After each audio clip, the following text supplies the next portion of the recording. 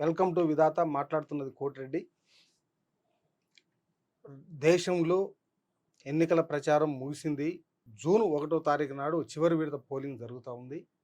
ఈ పోలింగ్ తర్వాత జూన్ 4వ తారీఖు నాడు ఫలితాలు వెలువడతాయి. ఫలితాలు వెలువడే ముందు అంటే దీనికి ముందుగా దేశవ్యాప్తంగా రాహుల్ గాంధీతో పాదయాత్రలో పాల్గొని దేశవ్యాప్తంగా ఎన్నికల ప్రచారంలో పాల్గొన్నటువంటి ఆదివాసీ జాతీయ కాంగ్రెస్ ఉపాధ్యక్షులు బెల్లయ్య నాయక్ గారు మన స్టూడియోలో ఉన్నారు. దేశంలో ఇండియా కూటమి పరిస్థితి ఎలా ఉంది, ఎన్డీఏ కూటమి ఎలా ఉంది, ఎవరు అధికారంలోకి రాబోతా ఉన్నారు, రాముడి యొక్క తలంబ్రాలు, అయోధ్య రామ మందిర నిర్మాణం నినాదాన్ని ఎత్తుకున్నటువంటి బీజేపీ అధికారంలోకి రాబోతుందా, లేదు ఈ రాజ్యాంగాన్ని పరిరక్షిస్తాం, రాజ్యాంగం రద్దుకు వ్యతిరేకంగా ఉద్యమిస్తాం, బీసీ జనగణన చేపట్టి జనాభా ప్రాతిపదికన రిజర్వేషన్లు కల్పిస్తూ ఉన్నటువంటి ఇండియా కూటమి అధికారంలో రాబోతుందా, ప్రజలు అక్షింతలకు పట్టం కడతారా లేకపోతే అభివృద్ధికి పట్టం కడతారా, ఏమిటి అన్నటువంటి అంశాలపై చర్చించడానికి మన స్టూడియోకి వచ్చారు. నమస్కారం సార్. నమస్తే కోటిరెడ్డి గారు. ఎన్నికలు రసవత్తంగా జరిగాయి. సహజంగా ఎప్పుడైనా నెల రోజులలో ముగిసే ఎన్నికలు ఈసారి 2 నెలలు దాటింది ఎన్నికల ప్రచారం కూడా. అసలు ఎందుకు ఏప్రిల్ 30 వరకు కావాల్సింది, అసలు ఇంత దూరం ఎందుకు జరిగింది, ఇంత ప్రచారంలో ఎవరు లబ్ధి పొందబోతూ ఉన్నారు, 4వ తారీఖు నాడు ఎవరు ప్రధానిగా ఈ దేశాన్ని పరిపాలించబోతా ఉన్నారు? ఈ దేశ ప్రధాని రాహుల్ గాంధీ కాబోతున్నారు 4వ తారీఖు నాడు. ఇండియా కూటమి అధికారంలోకి రాబోతున్నది. భారీ మెజారిటీతో 300కు పై సీట్లతో ఇండియా కూటమి అధికారంలోకి రాబోతున్నది. దానికి ప్రధాన కారణం గత 10 సంవత్సరాలకు అధికారంలో ఉన్నటువంటి మోడీ గారి పాలనా వైఫల్యం. ఎందుకంటే 1కి 2 సార్లు భారత ప్రజలు ఆయనకు అవకాశం ఇచ్చిండ్రు. ఈ 10 సంవత్సరాల కాలంలో వాళ్ళు పెట్టినటువంటి మేనిఫెస్టోను 10% కూడా అమలు చేయలేదు. అమలు చేయకపోగా ప్రజల మధ్యన విద్వేషాలను పెంచేటటువంటి పనిని పెట్టుకున్నారు. ప్రాంతాల మధ్యన విద్వేషాలను పెంచే ప్రయత్నం చేశారు, రాష్ట్రాల మధ్యన విద్వేషాలను పెంచే ప్రయత్నం చేశారు, ప్రజాస్వామ్య వ్యవస్థను కూల్చేటటువంటి ప్రయత్నం చేశారు, రాజ్యాంగబద్ధంగా ఎన్నికైనటువంటి ప్రభుత్వాలని కూల్చేటటువంటి ప్రాక్టీస్ చేశారు. ప్రజలకు అభివృద్ధి అనేటటువంటి మాటను పక్కన పడేసి సొంత అభివృద్ధి, కార్పొరేట్ శక్తుల అభివృద్ధి దేశాభివృద్ధిగా చూపించేటటువంటి ప్రయత్నం చేశారు. కాబట్టి దేశ ప్రజలకు అర్థమైపోయింది. 2 సార్లు ఆయనకు ఓట్లేసి అవకాశం ఇస్తే 2 సార్లలో నాశనం అయ్యి మరింత దిగజారిన తర్వాత మన జీవన ప్రమాణాల్లో ఎటువంటి మార్పు రాలేదు, అభివృద్ధి జరగలేదు, నష్టం జరిగిందనే భావన ఇవాళ ప్రజల్లో వచ్చింది. ఆ విషయాన్ని విస్తృతంగా ప్రజల్లో తీసుకెళ్లగలిగినటువంటి ప్రయత్నం చేశాము. అది రాహుల్ గాంధీ గారి భారత్ జోడో యాత్ర కావచ్చు, ఆ తర్వాత జరిగినటువంటి న్యాయయాత్ర కావచ్చు. ఈ యాత్రల ద్వారా పూర్తిగా ఈ దేశంలో ఉన్నటువంటి సామాన్యుడి దాకా ఈ దేశంలో జరుగుతున్నటువంటి కార్పొరేటీకరణ, పెట్టుబడిదారుల ప్రయోజనాల కోసం కేంద్ర ప్రభుత్వం పనిచేస్తున్నటువంటి తీరు, లక్షల కోట్ల రూపాయలు పెట్టుబడిదారులకు ఉచితంగా ఆయాచితంగా ఇస్తున్నటువంటి తీరు, సామాన్యుడికి ఇచ్చేటటువంటి కాడికి వస్తే రివర్స్గా ప్రభుత్వం వ్యవహరిస్తున్నటువంటి తీరును, నిరుద్యోగ సమస్య కారణం, ఆర్థిక వ్యవస్థ కుప్పకూలిపోవడానికి కారణం, ఈ దేశంలో కరోనా వస్తే ఆదుకోలేనటువంటి శాతగాని ప్రభుత్వం ఎట్లా ప్రయత్నం చేసేది. మీరు ఆర్థిక వ్యవస్థ కుప్పకూలిందని మాట్లాడుతారు. ప్రపంచంలోనే 5వ ఆర్థిక వ్యవస్థ అభివృద్ధి చెందింది భారతదేశం అని వాళ్ళు చెప్తా ఉన్నారు. మేము రామరాజ్యాన్ని తీసుకొచ్చాం, అందుకే ఆర్థిక వ్యవస్థ పెరిగిందని మాట్లాడుతున్నారు. మీరు పూర్తి భిన్నంగా మాట్లాడుతారు. ఆర్థిక వ్యవస్థ కుప్పకూలిందని మాట్లాడారు. ఆర్థిక వ్యవస్థ బాగా వస్తే నిరుద్యోగ సమస్య 45 సంవత్సరాల క్రితంలో ఉన్నవాడు స్థాయికి ఎందుకు వెలిగింది? ఆర్థిక వ్యవస్థ అద్భుతంగా ఉంటే ఇవాళ 80 కోట్ల మందికి నిత్యావసర సరుకులు సప్లై చేయాల్సిన పరిస్థితి ఎందుకు వచ్చింది? ప్రతి 80 కోట్ల మందికి 5 కిలోల చొప్పున బియ్యం ఇస్తామని చెప్పి కేంద్ర ప్రభుత్వమే చెప్తుంది కదా. మరి రైతులు ఆత్మహత్యలు చేసుకోవాల్సినటువంటి పరిస్థితులు ఎందుకు వస్తుంది? ఎందుకు వచ్చినటువంటి పరిస్థితి ఉంది? 6 లక్షల కంపెనీలు మూతపడ్డాయని చెప్పి నిర్మలా సీతారామన్ గారే చాలా పార్లమెంట్ సాక్షిగా చెప్పినటువంటి పరిస్థితి ఎందుకున్నది? అంటే ఇవాళ 26 కోట్ల మందిని మేము దరిద్ర రేఖ దిగనున్నటువంటి వాళ్ళని మధ్యతరగతికి వారుస్తే ఇవాళ 22 కోట్ల మంది దరిద్ర రేఖ దిగకు ఎందుకు వెళ్ళిపోయారు? మధ్యతరగతి వర్గం పేదవర్గంగా ఎందుకు మారిపోయారు? 80 కోట్ల మంది బియ్యాలు తీసుకునే పరిస్థితి ఉందంటే దేశం అభివృద్ధి చెందినట. పేదలను పేదరికాన్ని నిర్మూలించేటటువంటి పథకాలు తీసుకురావాల్సిన ప్లేస్లో బియ్యం అనేటటువంటిది తాత్కాలికంగా ఉపశమనం కల్పించేటటువంటి అవకాశం ఉన్నటువంటి ఒక స్కీము. దాన్నే వ్యతిరేకించట్లేదు. కానీ 80 కోట్ల మంది బియ్యం తీసుకునేటటువంటి స్థాయికి దేశాభివృద్ధి చేసిరంటే పేదల సంఖ్యను పెంచినట్టే కదా. ఉద్యోగాలు ఎంతమందికి కల్పించారు? 60,83,000 కోట్ల ఉద్యోగాలు ఖాళీగా ఉన్నాయని చెప్పి వాళ్ళ ఎంపీ వరుణ్ గాంధీ చెప్తా ఉన్నారు. 60 లక్షల కేంద్ర ప్రభుత్వ రంగ సంస్థల్లో ఉన్నటువంటి ఉద్యోగాలు ఎందుకు భర్తీ చేయలేదు? మేము నిన్నటిదాకా లెక్కలన్నీ దొరకగా 30 లక్షల ఉద్యోగాలు ఖాళీ ఉన్నాయి అనుకున్నాం. ప్రపంచంలో ఏ దేశం చేయనంత అప్పు. 75 సంవత్సరాలుగా ఈ దేశాన్ని పాలించిన వాళ్ళు ఎవరు చేసినంత తప్ప 53 లక్షల కోట్లు. ఒక్క మోడీ గారే 1,00,00,000 కోట్లు పైగా అప్పు ఎందుకు చేయాల్సిన పరిస్థితి వచ్చింది? ఏ ప్రయోజనాన్ని ఆశించిండు? ఏ పెద్ద డ్యాములు కట్టిండు ఆయన? ఏ ప్రజలకు ఉపయోగపడే స్కీములు పెట్టిండు? ఏ రైతుల రుణమాఫీ చేసిండు? 16 లక్షల కోట్ల రూపాయలు 22 మంది పెట్టుబడిదారులకు మాఫీ చేసినటువంటి మాట వాస్తవం కాదా? దేశంలో వేల కోట్లు దోసుకున్నటువంటి వాళ్ళు విదేశాలకు దగ్గరుండి పారిపోతుంటే విదేశాల్లో మోడీ పర్యటనలోకి వచ్చి వాళ్ళు మోడీ మీటింగ్లు అటెండ్ అవుతున్నటువంటి మాట వాస్తవం కాదా? కాబట్టి మోడీ ఆర్థిక ప్రధానమంత్రిగా వ్యవస్థ 6 నుంచి 5కు ఎదిగిన మాట వాస్తవం కదా. 6 నుంచి వారు పారామీటర్స్ మార్చేసి 6కు పెరిగినాం 5కు పెరిగినాం అని చెప్పుకుంటే ఎట్లా? అంతకు ముందు ఉన్నటువంటి పారామీటర్స్ ఏంటి? ఇవాళ కొలుస్తున్నటువంటి పారామీటర్స్ ఏంటి? అంటే ఏం పారామీటర్స్ మార్చేయాలి ఏం చూపిస్తుంది. పారామీటర్ అంటే పేదరికాన్ని కొలిచేటటువంటి పారామీటర్ మార్చేసిండ్రు మోడీ గారు ప్రధానమంత్రి అయిన తర్వాత. లెక్క లేని పరిస్థితి. 2021 జనాభా లెక్కలు ఈ రోజు వరకు ఎందుకు ఇయ్యలే? ఎందుకు దాచిపెట్టిర్రు? ఎందుకు బయటికి ఇస్తలేరు? చెప్పాలి కదా. 2014 కులగణన చేయించింది. 2011 జనాభా లెక్కలను బేస్ చేసుకుని ఆ రోజున ప్రభుత్వం. ఆ లెక్కలు ఎందుకు ఇవ్వట్లేదు? ఎందుకు బయటికి ఇస్తలేరు? ఎందుకంటే ఈ దేశంలో ఉన్నటువంటి వాస్తవ ముఖ చిత్రం సమాజానికి అర్థం కావద్దు. ప్రపంచ దేశాల ముందు పెట్టొద్దు. మభ్యపెట్టి టైంపాస్ చేసుకొని ముందుకు వెళ్ళిపోవాలి. పెట్టుబడిదారుల ప్రయోజనాన్ని కాపాడాలి. ఒక్క పథకం ఎస్టీల కోసం తీసుకొచ్చింది ఒకటి చెప్పండి. ఒక్క చట్టం ఈ 10 సంవత్సరాల కాలంలో మోడీ ప్రభుత్వం గిరిజనుల కోసం చేసిన చట్టం ఏమైనా ఉందా? పోనీ దళితుల కోసం చేసిన చట్టం ఏమైనా ఉందా? ఎస్సీ ఎస్టీ అట్రాసిటీ యాక్ట్ను సుప్రీంకోర్టులో కొట్టేయించి ఆర్ఎస్ఎస్ వాడు కేసు వేస్తాడు, సుప్రీంకోర్టు కొట్టేస్తుంది. దేశవ్యాప్తంగా పెద్ద ఎత్తున ఉద్యమం జరిగితే మళ్ళీ రిస్టోర్ చేసిరాలి. కొత్త చట్టం చేయలే, పాత చట్టాన్ని రిస్టోర్ చేసినటువంటి పరిస్థితి. పోనీ బీసీల కోసం ఏమైనా చట్టం చేసిండు ఆయన? పోనీ మహిళల కోసం ఉపయోగపడేటటువంటిది పెండింగ్లో ఉన్నటువంటి పార్లమెంట్లో ఒక బిల్లును క్లియర్ చేసినటువంటి పరిస్థితి ఉంది. కాబట్టి ఈ దేశ ప్రజలకు ఇప్పుడు నల్లధనాన్ని తీసుకొస్తామని చెప్పారు. ఎంత నల్లధనం వచ్చింది? నోట్ల బందీ అయితే నల్లధనం పోతుంది అన్నాడు కదా, ఎందుకు పోలేదు? బీజేపీ పార్టీ కులగణని వ్యతిరేకిస్తుందా?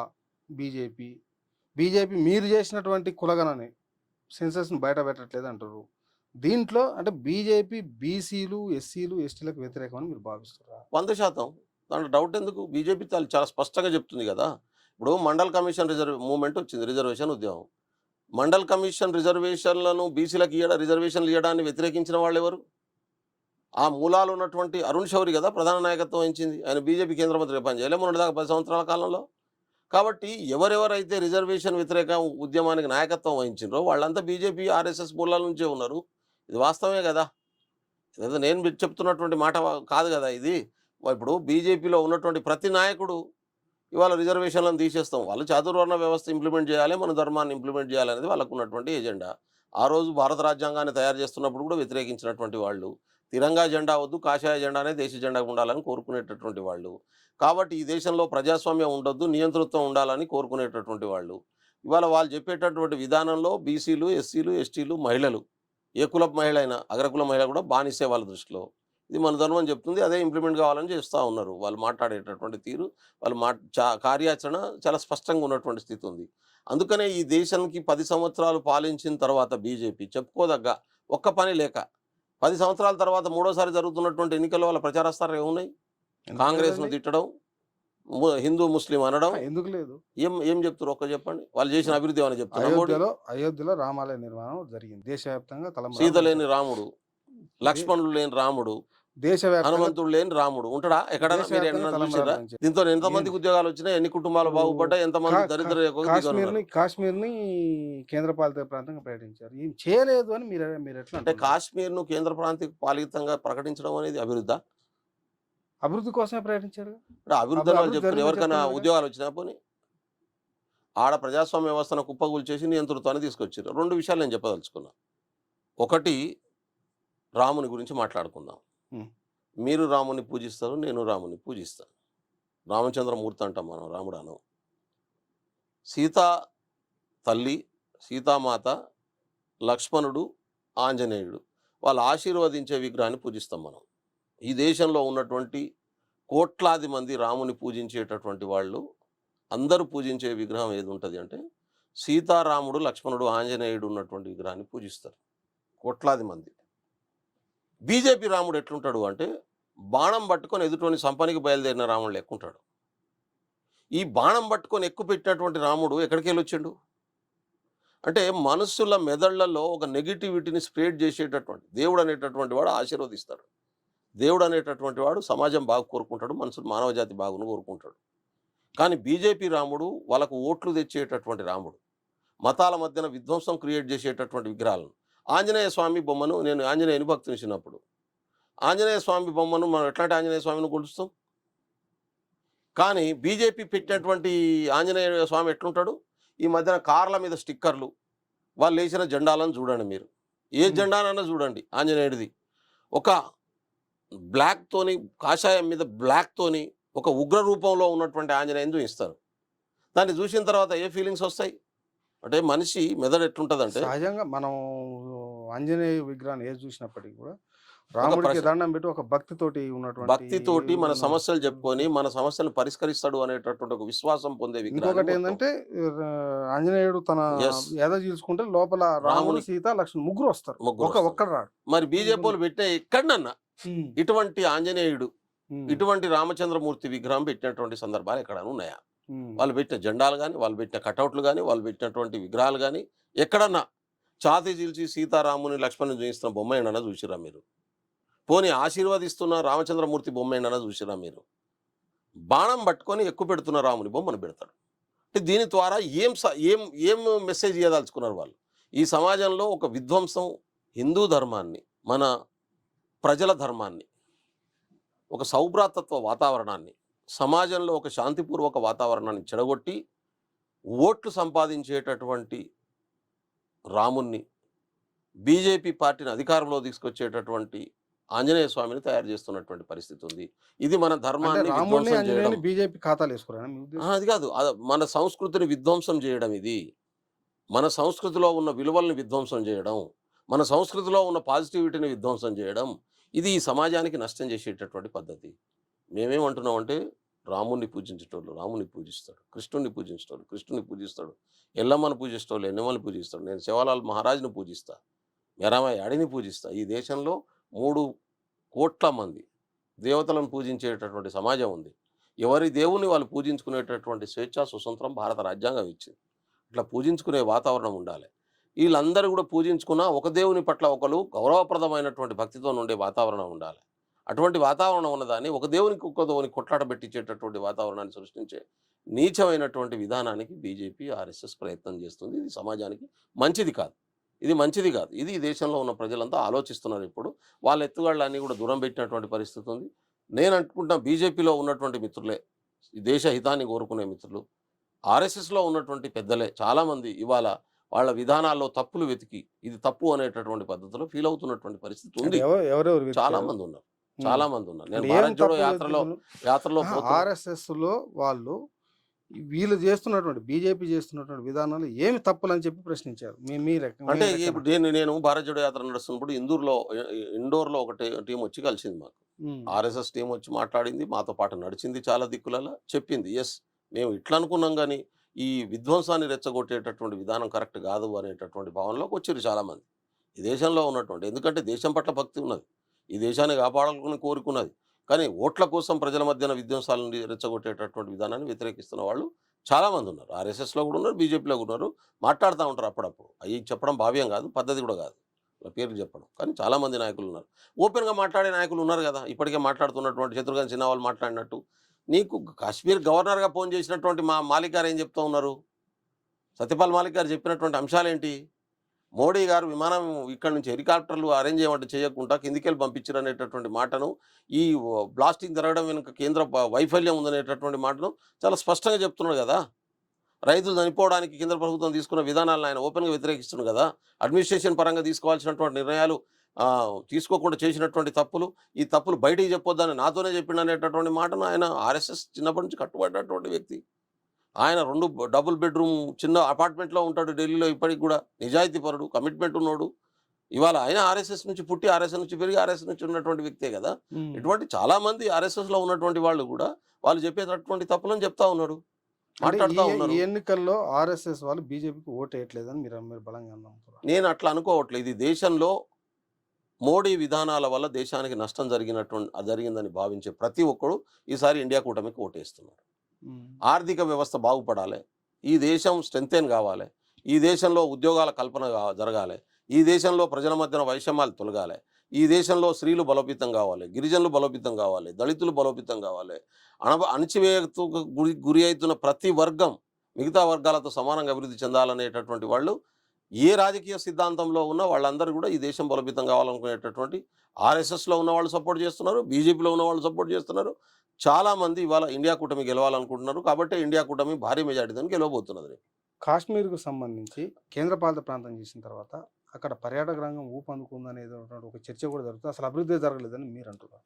నేనేమంటున్నా అంటే కాశ్మీర్ నేను వెళ్ళలేగా, మీరు వెళ్ళొచ్చింది. నేను వెళ్ళాను. నేనేమంటున్నా అంటే ప్రజల ఓట్లతో ఎన్నుకోబడ్డటువంటి ప్రభుత్వం ప్రజాప్రభుత్వం. ప్రజాప్రభుత్వాన్ని రద్దు చేసి అక్కడ రాష్ట్రపతి పాలనను పెట్టి అక్కడ ప్రజల హక్కుల్ని కాలరాయడం అనేది ప్రజాస్వామ్యం అవుతుందా? యూనియన్ టెరిటరీగా డిక్లేర్ చేసి ఆయన అంటున్నాడు 370ని రద్దు చేసినామని. 370 రద్దు అయిందా? ఇప్పుడు పార్లమెంట్ మీరు కాన్స్టిట్యూషన్ తీసి కొట్టి చూసుకోండి. 370 ఆర్టికల్ అనేది లేదా ఇప్పుడు కాన్స్టిట్యూషన్లో? రాజ్యాంగంలో 370 ఆర్టికల్ తీసేయబడ్డదా? ఆర్టికల్ 370 కాన్స్టిట్యూషన్లో అట్నే ఉన్నది. దాంట్లో ఏ అండ్ బి 2 క్లాజులు ఉన్నాయి. బి క్లాజు ప్రకారం ఏంటంటే ఎవరన్నా ఆ రోజు కాశ్మీర్ను కావచ్చు, నార్త్ ఈస్ట్లో ఉన్నటువంటి రాష్ట్రాలను కావచ్చు, దేశంలో ఉన్నటువంటి గిరిజనులు ఉన్న అధీనంలో గిరిజనులు నివసిస్తున్నటువంటి ప్రాంతాలు కావచ్చు, వీటికి ప్రత్యేకమైనటువంటి రక్షణలు భారత రాజ్యాంగం ఇచ్చింది. ఇప్పుడు ఈశాన్య భారతదేశంలో ఉన్నటువంటి అస్సాం నుంచి మొదలు పెడితే మీరు మణిపూర్, మిజోరాం, త్రిపుర, నాగాల్యాండ్ అన్ని రాష్ట్రాలకు ప్రత్యేక ప్రతిపత్తి ఇవ్వబడ్డది కదా. ఈ అన్ని హిమాచల్ ప్రదేశ్ నుంచి. ఇప్పుడు నేను అంటున్నా హిమాచల్ ప్రదేశ్లో పోయి నువ్వు భూమి కొనొచ్చా? కొనడానికి వీల్లేదు. అక్కడ దాకా ఎందుకు 5th షెడ్యూల్ ఏరియాలో ఉన్నటువంటి భద్రాచలంలో పోయి కోటిరెడ్డి భూమి కొనొచ్చా? కొనడానికి లేదు. మరి ఎందుకు కొనడానికి వీల్లేదు? ఇది కూడా అడ్డమే కదా మరి ఈ లెక్కన. అంటే అది కూడా తీసేస్తారా రేపు? ఇప్పుడు కాశ్మీర్లో ఎందుకు ఆర్టికల్ 370 తీసేసారని మీ అభిప్రాయం? నేను ఏమంటున్నానంటే బీజేపీ పార్టీ అది ఒక రాజకీయ అస్త్రంగా పెట్టుకున్నది. ఇప్పుడు ఆ రోజు ఉన్నటువంటి చారిత్రక నేపథ్యంలో భారతదేశం ఏర్పడుతున్నప్పుడు, పాకిస్తాన్ ఏర్పడుతున్నప్పుడు ఇక్కడ స్వతంత్ర రాజ్యాలుగా ఉన్నటువంటి రాజ్యాలు అటు పాకిస్తాన్లో కానీ ఇటు భారతదేశంలో కానీ విలీనం కావాలని చెప్పి బ్రిటిషర్స్ వాళ్ళు పోతూ క్లాజ్ పెట్టేసి చెప్పేసిపోయినటువంటి పరిస్థితి. 675 సంస్థానాలు. ఈ 675 సంస్థానాల్లో దాదాపు మెజారిటీ సంస్థానాలు ఇండియా ప్రాంతంలో ఉన్నాయి. అందులో హైదరాబాద్ సంస్థానం ఉంది, జూనాగఢ్ సంస్థానం ఉంది, జమ్మూ కాశ్మీర్ సంస్థానం ఉంది. వాళ్ళకి ఏంటంటే ఎటన్నా వాళ్ళు ఏ దేశానన్నా సెలెక్ట్ చేసుకునే ఆప్షన్ ఇవ్వబడ్డది. ఈ ప్రాంతంలో నివసిస్తున్నటువంటి అన్ని రాజులను కలిసి నెహ్రూ ఆ రోజు అందరితో మాట్లాడి వాళ్ళందరినీ కూడా భారతదేశంలో కలిపే ప్రయత్నం చేశారు. ఆ రోజు ఉన్నటువంటి సర్దార్ వల్లభాయ్ పటేల్ కావచ్చు, నెహ్రూ కావచ్చు, ఆ రోజు ఉన్నటువంటి పెద్దలు సీనియర్ నాయకులు ఎవరైతే ఉన్నారో వాళ్ళందరూ తీసుకున్నారు. వాళ్ళతోని కానటువంటి వాళ్ళు ఉంటే మహాత్మా గాంధీ గారి దగ్గర కూడా తీసుకెళ్ళి మాట్లాడి కల్పించేటటువంటి ప్రయత్నం చేసారు వాళ్ళు. వాళ్ళ కల్పించిన దాంట్లో కలవకుండా కొంత టస్సారం చేసినటువంటి రాజ్యాలు 3: హైదరాబాదు, జూనాగఢ్ అండ్ కాశ్మీర్.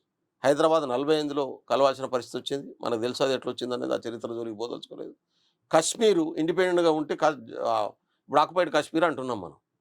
అట్నుంచి రాజా హరి సింగ్ కాశ్మీర్కి రాజు, అట్నుంచి పాకిస్తాన్ దోషంగా ఏర్పడంగానే కాశ్మీర్ మీద దాడి చేసి ఆక్యుపై చేసే ప్రయత్నం చేయగానే ఇమీడియట్గా ఇండియాకు సాయం అడిగింది. ఇండియా ఆర్మీ ఫోర్సెస్ పోయి కాశ్మీర్ను కాపాడి ఆపినటువంటి పరిస్థితి. అప్పుడు ఇండియాతో ఒప్పందం చేసుకొని ఇండియాలో భాగంగా అది మర్జ్ అయినటువంటి క్రమంలో వాళ్ళకు కొన్ని ప్రత్యేకమైనటువంటి అధికారాలు ఇవ్వబడ్డాయి. ఆ తర్వాత ఇందిరాగాంధీ గారు రెండోసారి ప్రధానమంత్రి అయిన తర్వాత అయినటువంటి క్రమంలో ఆ అధికారాలను కూడా తీసేసినటువంటి పరిస్థితి ఉంది. చాలా అధికారాలను తీసేసిన పరిస్థితి ఉంది. అక్కడ ఏముంది? ఇప్పుడు హిమాచల్ ప్రదేశ్లో నార్త్ ఈస్ట్ స్టేట్లో ఎట్లయితే మనం బయట వాళ్ళు కొన్ని రక్షణలు ఇచ్చినాము, మనం 5th షెడ్యూల్ ఏరియాలో ట్రైబల్కి ఇచ్చినటువంటి రక్షణలు ఏదైతే ముఖ్యంగా భూమికి సంబంధించిన అయితే వాళ్ళు కొంటే అక్కడ అన్యాక్రాంతం అవుతుంది, మా రక్షణ పోతుంది, మా మీద దాడులు జరుగుతాయనే భయం స్థానిక ప్రజలకు ఉంది. వాళ్ళు హిందువులా, ముస్లింలా, క్రిస్టియన్సా కాదు, ఆ రాష్ట్రంలో నివసించేటటువంటి ప్రజలు. మనం ఆంధ్ర వద్దు తెలంగాణ ఎందుకు కావాలని ఎందుకు కొట్లాడుకున్నాం? ఆంధ్రలో పెత్తనం వద్దని చెప్పి తెలంగాణ ప్రజలు కొట్లాడుకొని ప్రత్యేక రాష్ట్రాన్ని ఏర్పాటు చేసుకున్నటువంటి పరిస్థితి ఉంది. అదే పద్ధతిలో కాశ్మీర్ ప్రజలు కూడా మాకు కొన్ని అధికారాలు కావాలని అడిగిండ్రు. బయటోడు భూమి కొనొద్దని క్లాజ్ పెట్టుకున్నారు. అధికారాలు తీసేసి నేను ఇప్పుడు ఏం చేసిండ్రు? బయటోడు భూమి కొనొచ్చు అనేటటువంటి క్లాజ్ ఉంది, తీసేసిన తర్వాత ఇప్పుడు భూములు ఎవరు కొన్నారు? 26,000 ఎకరాలు ఒక అదానికి కొన్నాడు. అక్కడిక్కడ ఎవడైనా ఒకరిద్దరు 1 ఎకరం, 1/2 ఎకరం, 1/4 ఎకరం, ఒక గుంట కొనుంటారు కానీ 26,000 ఎకరాలు హయ్యెస్ట్ ల్యాండ్ను కొన్న ఏకైక వ్యక్తి అదాని. ఏది? 370B తీసేయడం వల్ల. అదాని కోసమే మోడీ 370B తీసేసి అంతే కదా. మరి ఇప్పుడు అది ప్రాక్టికల్గా అట్టం కనబడుతుంది కదా. అదాని కోసం అంటే కదా భూములు అదానికి కొన్నాడు, ఇంకెవరు కొనలే. కాశ్మీర్ ప్రజలకు వచ్చిందే ఉన్నది, భారత ప్రజలకు వచ్చిందే ఉన్నది. పోనీ 370 తీసేసి కాశ్మీర్ను బాగు చేసినా అని మోడీ చెప్తున్నారు కదా, బీజేపీ పార్టీ చెప్తున్నది కదా. ఎందుకు కాశ్మీర్లో పోటీ చేయట్లేదు?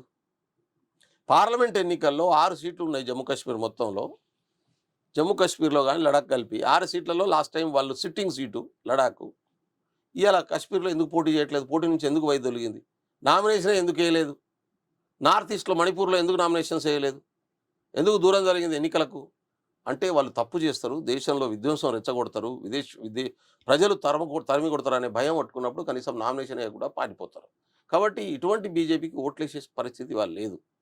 ఇవాళ కాశ్మీర్ నుంచి మొదలు పెడితే తమిళనాడు వరకు ఇండియా కూటమి గెలవబోతున్నది. కాశ్మీర్ ప్రాంతంలో ఇండియా కూటమి గెలవబోతున్నది, పంజాబ్లో ఇండియా కూటమి గెలవబోతున్నది, హర్యానాలో ఇండియా కూటమి గెలవబోతున్నది, మధ్యప్రదేశ్లో గెలవబోతున్నది. ఇండియా వాళ్ళు పోటీ చేయలేదా? చేయలేదు. కాశ్మీర్లో ఇండియా పోటీ చేయలేదు కాబట్టి పారిపోయారు అంటున్నాను. ఎలక్షన్ రంగం నుంచే పారిపోయారు. ఎవరు పారిపోతారు? కానీ కాశ్మీర్ గురించి దేశం అంతా మాట్లాడతారు, కాశ్మీర్లో పోయి మాట్లాడరు. ఎందుకు ప్రధానమంత్రి శ్రీనగర్ పోయి మీటింగ్ పెట్టాడు? ఎందుకు పెట్టట్లేదని మీరు అంటారు? అంటే ఆడ ప్రజలు వ్యతిరేకిస్తున్నారు, ద్వేషిస్తున్నారు. ప్రజలు దగ్గరికి రానిచ్చే పరిస్థితి లేదు, సామాన్యుడు దగ్గరికి రానిచ్చే పరిస్థితి లేదు, నామినేషన్ వేస్తే ఒక్క ఓటు వేసే పరిస్థితి లేదు. కాశ్మీర్ ప్రజలు ఇవాళ బీజేపీని బైకాట్ చేసినటువంటి స్థితి ఉంది కాబట్టి నామినేషన్ వేయలేదు. ఆ భయంతోనే నామినేషన్ వేయలేదు. లేకుంటే ఆ ప్రజల కోసం మేలు చేసినప్పుడు ఆ ప్రజలకు పోయి ఇలా గెలవాలి కదా, ఆ ప్రజలు ఓట్లేసి గెలిపించుకొని గుండెలకు కత్తుకోవాలి కదా. ఎందుకు కత్తుకోవట్లేదు నేను? కాబట్టి కాశ్మీర్ ప్రజలకు అర్థమైపోయింది, హిమాచల్ ప్రజలకు అర్థమైపోయింది, పంజాబ్ ప్రజలకు అర్థమైపోయింది, ఈవెన్ గుజరాత్లో కూడా ఇలా బీజేపీ కూలిపోతున్నటువంటి పరిస్థితి ఉన్నది. మొన్నటి లాస్ట్ టైం 26 గెలిచింది, ఈసారి 18 కూడా గెలిచే పరిస్థితి లేదు, 15, 16 అంటున్నారు. చూద్దాం 4వ తారీఖు నాడు ఏమొస్తుందో. లాస్ట్ టైం రాజస్థాన్లో గెలిచిన 25 సీట్లు, ఈసారి 10 దాటే పరిస్థితి లేదు. మధ్యప్రదేశ్లో లాస్ట్ టైం 28 గెలిచారు 29కి, ఈసారి 10, 15 దాటే పరిస్థితి లేదు. 64 గెలిచినటువంటి ఉత్తరప్రదేశే సగం ఎగిరిపోతుంది, ఢిల్లీలో ఒక్కటి గెలిచే పరిస్థితి లేదు. కాబట్టి దేశవ్యాప్తంగా బీజేపీ మీద పెట్టినటువంటి ఎన్నికల్లోనే బీజేపీ రాజస్థాన్లో గెలిచింది, ఛత్తీస్గఢ్లో గెలిచింది, మధ్యప్రదేశ్లో గెలిచింది. అంతలో గెలవదన్నమాట. గెలిచింది కమ్యూనిటీలు ఆడ పంచాయతీ సిస్టమ్ ఉంటుంది, మీకు తెలుసో తెలియదు. పంచాయతీలు పెట్టి లక్షల మంది తీర్మానాలు చేస్తారు బీజేపీని రానియొద్దని చెప్పి ఊర్లకు. నేను కాదు, ఏ రాష్ట్రంలో? ఉత్తరప్రదేశ్లో చేసినటువంటి పరిస్థితి ఉంది, హర్యానాలో చేసినటువంటి పరిస్థితి ఉంది. కమ్యూనిటీలే రాజస్థాన్లో చేసినటువంటి పరిస్థితి ఉంది, మధ్యప్రదేశ్లో చేసినటువంటి పరిస్థితి ఉంది. చాలా గ్రామాలు మనం తెలంగాణ ఉద్యమంలో ఇక్కడ మా ఊర్లో తెలంగాణకే ఓటేస్తామని చెప్పి టీఆర్ఎస్ తీర్మానం చేసిన సందర్భాలు చూసినాం మనం. అదే పద్ధతిలో బీజేపీకి ఓటు వేయొద్దని చెప్పి కమ్యూనిటీలే తీర్మానాలు చేస్తున్నటువంటి పరిస్థితి ఉంది. అందుకనే కదా ఇవాళ మోడీ గారు కాంగ్రెస్ను తిట్టడం, 10 సంవత్సరాల అధికారంలో ఉన్న తర్వాత కూడా 10 సంవత్సరాల్లో ఏం చేసినా ఒక్క మాట చెప్పకుండా కాంగ్రెస్ వస్తే ఈ నష్టం జరుగుతుంది, ఆ నష్టం జరుగుతుంది అని చెప్తా ఉన్నాడు.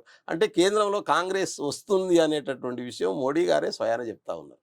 మీ కాంగ్రెస్ పార్టీ గెలుస్తుందని మోడీ చెప్తుంది పరోక్షంగా అంతే కదా. కాంగ్రెస్ వస్తే ఈ నష్టం జరుగుతుంది, ఆ నష్టం జరుగుతుంది, మీ పుస్తకాలు గుంజుకుంటారు, మీ ఆస్తులు రాయించుకుంటారు, వాళ్ళకి వచ్చేస్తారు, వీళ్ళకి వచ్చేస్తారు అని మాట్లాడుతున్నాడు. అంటే 10 సంవత్సరాల అధికారంలో ప్రధానమంత్రి చేసినటువంటి ఒక దేశ ప్రధాని మాట్లాడుతున్నాడు అంటే కాంగ్రెస్ వస్తుందనేటటువంటి విషయం చాలా స్పష్టంగా చెప్తున్నాడు. ఎస్, మేము వస్తాం, ప్రజలకు ఇచ్చిన మాటను నిలబెట్టుకుంటాం, ఈ దేశ ఆర్థిక వ్యవస్థను సెట్ చేస్తాం, 30 లక్షల ఉద్యోగాలు మీకు 1 ఇయర్లో భర్తీ చేస్తామని చెప్పినాం, ప్రతి మహిళకు సంవత్సరానికి ₹1,00,000 ఇస్తామని చెప్పినాం, ప్రతి గ్రాడ్యుయేట్కు మొదటి జాబ్ గ్యారంటీ న్యాయ్ అనే ఒక స్కీమ్ కింద ప్రతి ఒక్కడు గ్రాడ్యుయేట్ చేసిన ప్రతి ఒక్కడికి కూడా 1 ఇయర్ ట్రైనింగ్ ₹1,00,000తో ఇవ్వాలని అనుకుంటున్నాం మేము.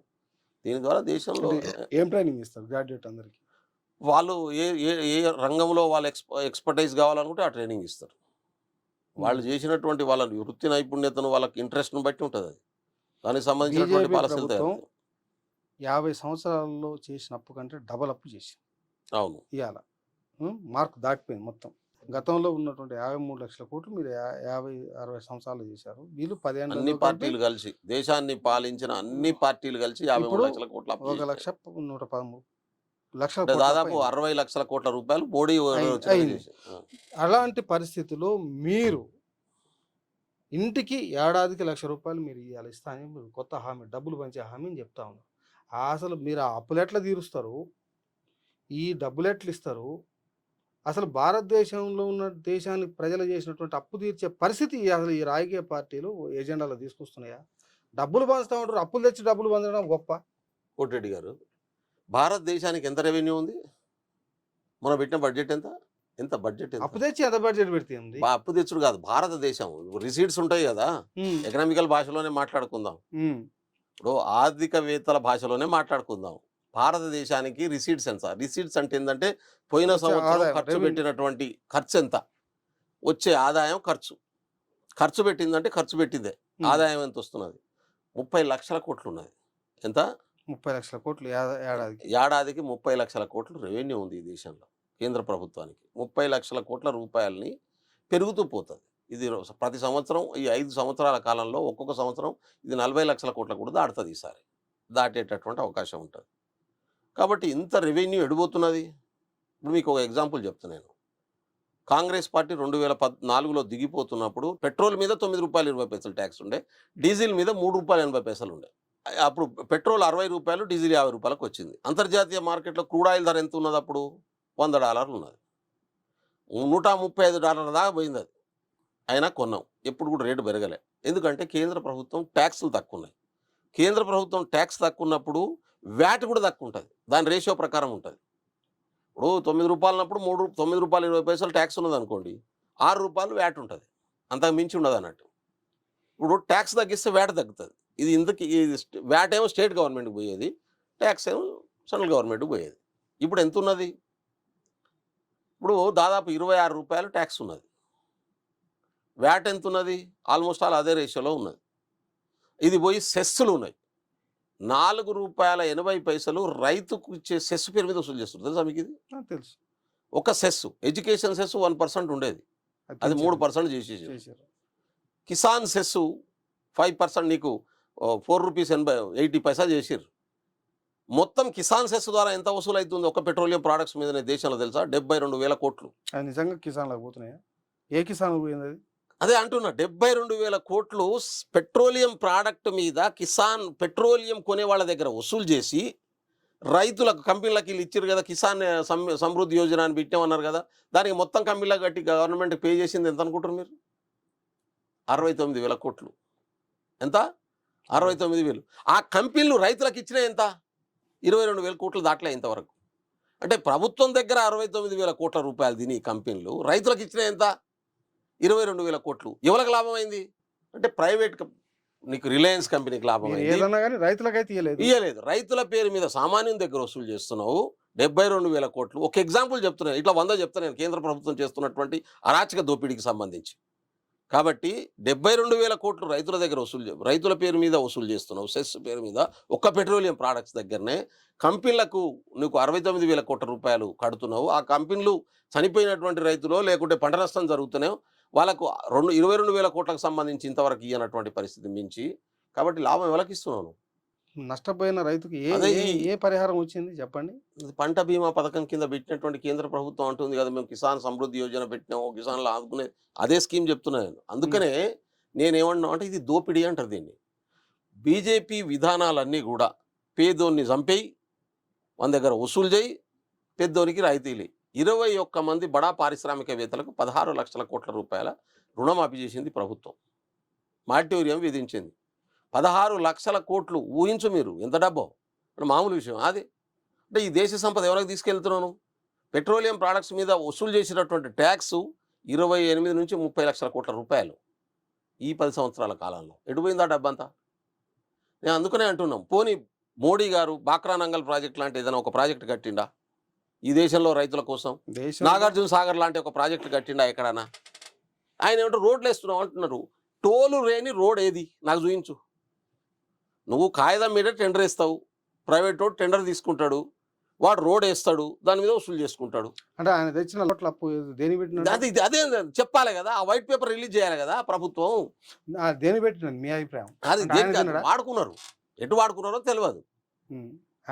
అది తేలాల్సినటువంటి అవసరం ఉంది. ఇప్పుడు ప్రభుత్వంలో మేము లేవు, మాకు ఎడ తెస్తుంది అది? ఇంకో 63 లక్షల కోట్ల రూపాయలు చేసినటువంటి అప్పు ఎటుపోయింది అనేది. ఇండియా కూటమి అధికారంలోకి వస్తే మోడీ చేసిన ఖర్చుల మీద మీరు విచారణ చేపడతారా? ఇప్పుడు అది ప్రభుత్వ పాలసీ పరంగా తీసుకోవాల్సినటువంటి నిర్ణయం ఖచ్చితంగా తీసుకుంటుంది. మోడీ అవినీతి చేసినా డబ్బులు ఏం చేసిండో తెలవట్లేదని మీరు అంటారు. మీ గవర్నమెంట్ అధికారంలోకి వస్తే జరిగినటువంటి అవినీతి అంతా బయటకు వస్తుంది, బయటికి తీసుకొస్తారు, ఖచ్చితంగా తీసుకొస్తారు. మీకు ఆ డౌట్ అక్కర్లేదు, ఖచ్చితంగా ఎంక్వైరీ జరుగుతుంది. ఇప్పుడు నిన్న ఇక్కడ మన తెలంగాణ ప్రభుత్వానికి సంబంధించి ఒక కేసుకు సంబంధించి ఫైల్స్ మాయమైనాయి. ఫైల్స్ వెతకనికి పోతే ఫోన్ ట్యాపింగ్ కేసు బయటకొచ్చింది. ఫోన్ ట్యాపింగ్ జరిగిందనేది అనుమానాలే ఉన్నాయి. అంతకుముందు ఎవరికి తెలవదు. ఫైల్‌లు మాయమైతే ఫైల్‌ల మాయానికి ఎటుపోయిన ఈ ఫైల్‌లని ఎతకనికి పోతే ఫోన్ ట్యాపింగ్ జరిగిందని బయటకొచ్చింది. అది బరికి తీసుకుంటే ముగ్గురు, నలుగురు, 1000, 1200 మందట ఇయాల చూస్తే. 1200 మంది. అలా మీరు కూడా ఉన్నారేమో. నాది కూడా ఉంటది. నాకేం డౌట్ లేదు దాంట్లో. మీరు ఎందుకంటే ఖచ్చితంగా ఉన్నారా? ఖచ్చితంగా నాది చాలా మంది ఉంటది. తెలంగాణ ఆ, ఉద్యమంలో పనిచేసి తెలంగాణ రాష్ట్రంలో ఎవరైతే ప్రభుత్వం చేస్తున్నటువంటి తప్పులను రోజు అడిగేటటువంటి వాళ్ళందరిది ఉంటది. ఆ సందర్భాన్ని బట్టి వాళ్ళు ఏం మాట్లాడుతున్నారు, ఏం చేయబోతున్నారు అనేది వాళ్ళు వెరిఫై చేసుకొని ఉంటారు కదా! కాబట్టి ఖచ్చితంగా ఉంటది. దయాకర్‌ది ఉంటది, నాది ఉంటది, చాలా మందిది ఉంటది. జర్నలిస్ట్‌లది కూడా ఉంటది. ఇవాళ సొంత దగ్గరోళ్ళదే వదిలిపెట్టలేదు, ఇంకా మందిది వదిలిపెడతారా? మాలాంటోళ్ళది రోజు కొట్లాడేటోళ్ళది వదిలిపెడతారా? మనకిష్టం అది అది ఉంటది, అందరిది ఉంటది. కాబట్టి ఇవన్నీ బయటికొస్తాయి. ఎందుకంటే తప్పులు ఎప్పుడు ఆగవు ఇండియన్ సిస్టమ్‌లో. అంటే అందుకనే కశ్మీరు మీరు అధికారంలోకి వస్తే మోడీ మీద కక్ష సాధింపు చర్యలు చేపడతా అంటారు. మేము కక్ష సాధింపు చర్యలు మేమెందుకు చేపడతాం? మేము ఎవరి మీద కక్ష సాధింపు చర్యలు చేయము. అంటే మా ఆయన ఫోకస్ అంతా కూడా మీ మీ ఏమైతుందంటే నా- 2 మీ విషయాలు నాయకుడు ఇక్కడ. ఇక్కడ ఒకటే మీ నాయకుడిని ఈడీ విచారణ పేరు నాయకుడిని నాయకురాలను పిలిచారు, కూసబెట్టారు. ఉం? అదే పద్ధతిలో మీరు ఇతన్ని చేయబోతున్నారా? మేము చేయమండి ఆ పద్ధతులు. అది మోడీ విధానం, కాంగ్రెస్ విధానం కాదు. శత్రువుని కూడా ప్రేమించే విధానం కాంగ్రెస్ విధానం. అంటే అవినీతిని సపోర్ట్ చేస్తారా? అవినీతిని సపోర్ట్ చేయం. ఉం. శత్రువుని కూడా ప్రేమిస్తామంటున్నాం. ఈ దేశంలో సౌభ్రాతత్వం ఉండాలని కోరుకుంటాం. మాది భారత రాజ్యాంగ స్ఫూర్తితో నడిచేటటువంటి ప్రభుత్వం. స్వేచ్ఛ, సమానత్వం, సౌభ్రాతత్వం, సమన్యాయం. సౌభ్రాతత్వం అనేది మాకు బేస్, గుర్తుపెట్టుకోండి. సౌభ్రాతత్వం అంటే ఏంది? అన్నదమ్ములు లెక్క కలిసి జీవించేటటువంటి వాతావరణాన్ని సృష్టించడం అనేది. శత్రువును కూడా ప్రేమించేటటువంటి వాళ్ళం. అందుకనే అంటున్నా, గాంధీజీ ఇటటువంటి సిద్ధాంతం మీద నడిచే పార్టీ, అహింసను ప్రోహించే పార్టీ, శాంతిని కోరుకునేటటువంటి పార్టీ. కాబట్టి రాజ్యాంగబద్ధ పాలన ఉంటుంది. రాజ్యాంగబద్ధంగా జరిగేటటువంటి పాలనలో గతంలో జరిగినటువంటి అవకతవకలు తప్పులుంటే రాజ్యాంగబద్ధ రూల్ ఆఫ్ లా చూసుకుంటుంది. అది నువ్వు నేను చేయాల్సినటువంటి పనే ఉండదు. Rule of law will take care its own so course. మీరు అధికారంలోకి వస్తామని చెప్తున్నారు. ఎస్. ఏ రాష్ట్రంలో మీకు ఎన్ని సీట్లు వస్తాయి? మీ మీ మ్యాజిక్ ఫిగర్, మీ ఫిగర్ ఎంత? లెక్కేసుకోండి, పేపర్ పట్టుకోండి, మీకు చెప్తా నేను. చెప్పండి. మ్యాజిక్ మొత్తం ఫిగర్ ఏముంది? ప్రజలే ఆ, వింటారు. ఇప్పుడు విధాన పక్ష తమిళనాడులో 39 సీట్లు ఉన్నాయి. 39 మేమే గెలుస్తున్నాం. కేరళలో 20 సీట్లు ఉన్నాయి. 20కి 20 మేమే గెలుస్తున్నాం. చండీగఢ్ ఒక సీట్ ఉంది, మేమే గెలుస్తున్నాం. పక్కనే ఉన్నటువంటి కర్ణాటకలో 29 సీట్లు ఉన్నాయి. 29 సీట్లలో గతంలో మేము 3 గెలిచినాం, 25 బీజేపీ గెలిచింది. 25లో ఈసారి ఆల్మోస్ట్ 18 సీట్లు మేము గెలవబోతున్నాం. 28 ఉన్నది, 8 నుంచి 10 సీట్ల మధ్యన బీజేపీ ఉన్నది. తెలంగాణ 17 సీట్లు ఉన్నాయి. 17 సీట్లకు 10 నుంచి 12 సీట్లు మేము గెలవబోతున్నాం. మిగతా సీట్లు బీజేపీ బీఆర్ఎస్ పంచుకునేటటువంటి అవకాశం ఉంది. ఒకటి ఎంఏఎంకి వస్తుంది. మిగిలినటువంటి ఆంధ్రప్రదేశ్ ఉంది. ఆంధ్రప్రదేశ్లో ఒక్క సీటు గెలుస్తాం మేము ఈసారి. 25 సీట్లలో ఇండియా కూటమి కొన్ని, వైఎస్ఆర్సీపీ కొన్ని గెలిచేటటువంటి అవకాశం ఉంది. దాని తర్వాత పోతే పక్కనే ఉన్నటువంటి మహారాష్ట్రలో 45 సీట్లు ఉన్నాయి. లాస్ట్ టైం ఇండియా కూటమి ఎన్డీఏ నీకు 35 సీట్స్ దాకా గెలిచింది. ఈసారి మేము 30 సీట్లకు పైకి మించి గెలవబోతున్నాం. పక్కనే ఉన్నటువంటి ఛత్తీస్గఢ్లో ఉన్న 11 సీట్లకు లాస్ట్ టైం మాకు 2 సీట్లే వచ్చినటువంటి పరిస్థితి. ఈసారి సగం సగం పంచుకునేటటువంటి అవకాశం ఉందని చెప్తా ఉన్నారు. మధ్యప్రదేశ్ 29 సీట్లు, మాకు ఒకటే వచ్చింది. ఈసారి సగం సగం గెలవబోతున్నాం. 10 నుంచి 12 వాళ్ళు వస్తాయి. మెజారిటీ కాంగ్రెస్ గెలవబోతున్నది. రాజస్థాన్ 25కు 15 సీట్లు మేము గెలవబోతున్నటువంటి స్థితి. గుజరాత్ 26 సీట్లు, మాకు 8 సీట్లు వస్తాయి. 18 సీట్లు బీజేపీకి వచ్చేటటువంటి అవకాశం ఉంది. పక్కనే ఉన్నటువంటి ఉత్తరప్రదేశ్లో 80 సీట్లు. 80లో లాస్ట్ టైం 64 వాళ్ళు గెలిచిండ్రు. ఈసారి 40 సీట్ల దాకా మేము గెలుస్తున్నాము. 40 సీట్లలో బీజేపీ, ఇండియా కూటమి మొత్తం కలిపి 40 సీట్లు ఇండియా కూటమికి వచ్చేటటువంటి అవకాశం ఉంది. 40 బీజేపీకి వచ్చేటటువంటి అవకాశం ఉంది అంటుంది. సగం సగం ఎక్కువనే వస్తాయి. నేను తగ్గించి చెప్తున్నా. ఇంకా బీహార్లో కూడా సేమ్ సిచ్యువేషన్. ఈసారి మెజారిటీ, లాస్ట్ టైం 35 సీట్స్ వాళ్ళు గెలిచి ఈసారి మెజారిటీ సీట్లు 30+ కాంగ్రెస్ ఇండియా కూటమి గెలవబోతున్నటువంటి స్థితి ఉంది. ఇంకా పంజాబ్ 13 మాకే వస్తాయి. అది ఆమ్ ఆద్మీ పార్టీ గెలిచినా మేము గెలిచినా మాకే వస్తాయి. వాళ్ళకు రావు ఒకటి కూడా. హర్యానాలో 6 సీట్లు కాంగ్రెస్ వాళ్ళకి తీసుకుపోయి టికెట్లు ఇచ్చినటువంటి పరిస్థితి ఉంది బీజేపీ. ఆ 10 సీట్లలో 10లో ఇవాళ 4 వాళ్ళు గెలుస్తారు, 6 సీట్లు మేము గెలవబోతున్నాం. ఢిల్లీలో 7 కాంగ్రెస్ ఇండియా కూటమి గెలవబోతున్నటువంటి పరిస్థితి ఉంది. జమ్మూ కాశ్మీర్లో 6 ఉన్నాయి. 6కు 6 ఈసారి మాకు వచ్చేటటువంటి అవకాశం ఉంది. ఇక మిగిలిన హిమాచల్ ప్రదేశ్లో 4 ఉన్నాయి. 2 వాళ్ళకు 2 మాకు వస్తాయి. జార్ఖండ్లో 5 సీట్లు ఉన్నాయి. వాళ్ళు 3 గెలుస్తారు, 2 మేము గెలవబోతున్నాం. ఉత్తరాఖండ్లో 14 సీట్లు ఉన్నాయి. 14 సీట్లలో 8 నుంచి 10 సీట్లు మేము గెలుస్తాం. 4 సీట్లు వాళ్ళకు వచ్చేటటువంటి అవకాశం ఉంది. కాబట్టి బెంగాల్ 40 సీట్లు 42 సీట్లలో లాస్ట్ టైం వాళ్ళు 18 సీట్లు గెలిచారు. ఈసారి 10-12 మధ్యన బీజేపీ ఆగిపోయేటటువంటి పరిస్థితి ఉంది. 2-3 సీట్లు మేము గెలుస్తాం. మిగతాది మమతా బెనర్జీ గెలిచేటటువంటి అవకాశం ఉంది. మమతా బెనర్జీ ఇప్పటికే ఓపెన్గా డిక్లేర్ చేసింది, నేను ఇండియా కూటమితో ఉండబోతున్నాను అనేటటువంటి విషయం. మొత్తం నార్త్ ఈస్ట్లో ఉన్నటువంటి 7 స్టేట్లను కలిపి 22 సీట్లు ఉన్నాయి. 22 సీట్లలో చాలా దిక్కులలో బీజేపీ పోటీ చేయలేదు. వాళ్ళ గఠబంధన్ కూడా వీక్ అయినటువంటి స్థితి ఉంది. మెజారిటీ సీట్లు ఆల్మోస్ట్ ఆల్ నీకు 15 నుంచి 17 సీట్లు ఇవాళ ఇండియా కూటమి గెలవబోతున్నటువంటి పరిస్థితి ఉంది నార్త్ ఈస్ట్లో అన్ని స్టేట్లలో. కాబట్టి ఏడికెళ్ళి బీజేపీకి వస్తుంది. నేను అంటాను కదా, 160 నుంచి 180 మధ్యన బీజేపీ ఉంటుంది.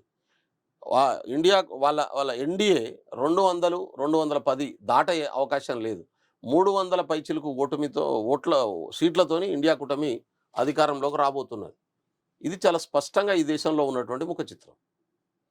అంటే ఏపీలో ఏ పార్టీ గెలిచినా బీజేపీకి సపోర్ట్ అని అంటా ఉన్నారు. మరి ఆ ఏపీ సీట్లలో మీకు ఒక్కటి కూడా అంటే బీజేపీతో ఉన్నటువంటి వాళ్ళు కూడా ఇవాళ మీకు చెప్తా ఉన్నాను, బీజేపీకి 272 సీట్లు సింగిల్గా రాకుంటే ఒక్క గంట కూడా ఆడు ఉండరు, ఒక్క నిమిషం కూడా ఉండరు. అంటే ఇప్పుడు చంద్రబాబు నాయుడు కూడా ఉండరు, నితీష్ కుమార్ కూడా ఉండడు. నేను చెప్తున్నా కదా, కళ్యాలేసి బంధించినా ఉండరాడ. నేను చెప్తా ఉన్నాను, 272 కంటే ఆయన సొంతంగా బీజేపీ అధికారంలోకి వచ్చే పరిస్థితి లేకపోతే ఎన్డీఏలో ఉన్నటువంటి సగం పార్టీలు గంటలో బయటకు వచ్చేస్తాయి. ఎందుకంటే వాళ్ళు బలవంతాన్ని ఉంటున్నారు, ఇష్టం లేకుండా ప్రేమించాల్సిన పరిస్థితి వస్తుంది, వచ్చి ఉంటున్నటువంటి స్థితి ఉంది, వాళ్ళంతా బయటకు వస్తారు. అంటే జూన్ 4 తర్వాత ఎన్డీఏ కూటమి నిట్టనీలో చీలుతుందనేది మీరు అంటున్నారా? ఎస్, పక్కా చీలుతుంది. బీజేపీ తప్ప దాంతో ఏ పార్టీ ఉండదు, అన్ని దూరం జరుగుతాయి. నితీష్ కుమార్ కూడా దూరం జరుగుతాడు, నేను చెప్తున్నా కదా, ఒక్కరోజు కూడా ఉండడు. ఎందుకు ఈ పరిస్థితి అంటే, మోడీ అమిత్ షా గారు బీజేపీ నాయకత్వాన్ని తీసుకున్న తర్వాత వాళ్ళు ఒక తప్పు చేశారు. ఎన్డీఏతో ఉన్నటువంటి ప్రతి పార్టీని చీల్చారు. శివసేన వాళ్ళతో ఉన్నది చీల్చిండ్రు, ఎన్సీపీని చీల్చిండ్రు, మనం చూసినాం. పాస్వాన్ పార్టీని చీల్చిండ్రు, అప్నాదళ్ను ఉత్తరప్రదేశ్లో చీల్చిండ్రు, ఏ పార్టీని చౌతాలా పార్టీని చీల్చిండ్రు. వాళ్ళతో ఉన్నటువంటి పార్టీ, వాళ్ళతో నమ్మి వాళ్ళతో కలిసి వాళ్ళ ఎన్డీఏలో ఉన్నటువంటి ప్రతి పార్టీని చీల్చే ప్రయత్నం చేశారు. అయితే కేంద్రంలో అధికారంలో ఉన్నారు, తప్పుడు కేసులు పెడుతున్నారు, ఈడీ ద్వారా హరాస్మెంట్ చేస్తున్నారు కాబట్టి భయపడి వాళ్ళతో ఉన్నటువంటి పరిస్థితి ఉంది. చాలామంది కొట్లాడలేక సరెండర్ అయి ఉన్నటువంటి పరిస్థితి ఉంది. అంటే ఒక నియంతృత్వ, ఇప్పుడు ఒక ఏరియాలో ఒక గుండా ఉన్నాడు అనుకో, వానికి అందరు భయపడతారు. వాడేమనుకుంటాడు, నన్ను చూసి అందరూ నేనంటే ఇష్టం కాబట్టి వీళ్ళు నా కంట్రోల్లో ఉండరు అనుకుంటాడు. కానీ టైం వచ్చి ఎవడన్నా వాడిని కొడుతున్నాడు అనుకో, వచ్చి అందరు సపోర్ట్ కొడతారు. మన సినిమాలలో చూసినట్టు ఇదే జరుగుతుంది.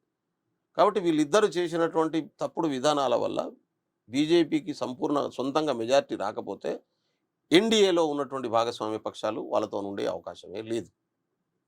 మొత్తం మీద జూన్ 4 తారీఖు నాడు మీ ప్రభుత్వం కేంద్రంలో కొలువు తీరబోతుందనే విషయాన్ని చెప్తా ఉన్నారు. చూద్దాం ప్రజలు ఎవరికి పట్టం కడతారనేది. థ్యాంక్ యూ, స్టూడియోకి వచ్చినందుకు. Thank you.